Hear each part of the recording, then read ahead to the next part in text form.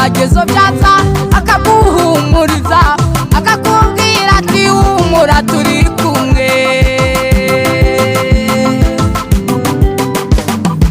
Hari ikintu kizanjye nabonye kuba mu Mana ni byiza yemwe bagenzi, iyo uri mu ntambara arakurwanirira ibigeragezo byaza akaguhumuriza akakubwira ati humura turi kumwe. Uranangaza Yesu we uranangaza, ukora umuntu muri kubera ukamuhindura ukamukarabya ukamusiga ukanamwambika. Uranangaza Yesu we uranangaza, uranangaza Yesu we uranangaza, ukora umuntu muri kubera ukamuhindura ukamukarabya ukamusiga bakamuyoberwa bamusiza amavuta yawe ava mu ijuru.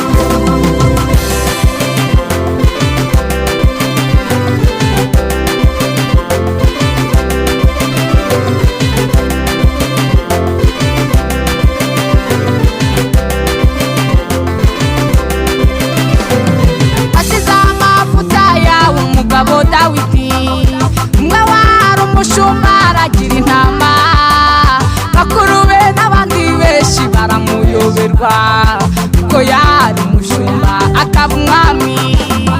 Asize amavuta yawe umugabo Dawidi, umwe wari umushumba aragira intama, bakuru be n'abandi benshi baramuyoberwa kuko yari umushumba akaba umwami. Uranangaza Yesu we uranangaza, ukora umuntu muri kubera ukamuhindura ukamukarabya ukamusiga ukanamwambika. Uranangaza Yesu we uranangaza, uranangaza Yesu we uranangaza, ukora umuntu muri kubera ukamuhindura ukamukarabya ukamusiga bakamuyoberwa bamusiza amavuta yawe ava mu ijuru.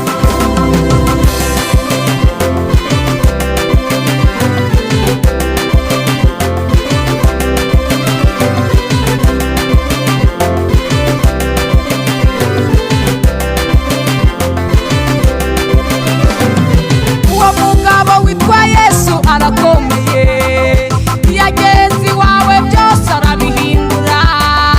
Yageze kwa Lazaro aramuvura, yaramaze iminsi ine mu gituro. Ageze ku wari impumyi aramuhumura, abamubonaga bose barabazanya bati mbese uriya ni umwe wavutse ari impumyi.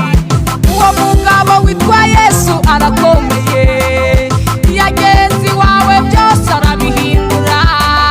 Yageze kwa Lazaro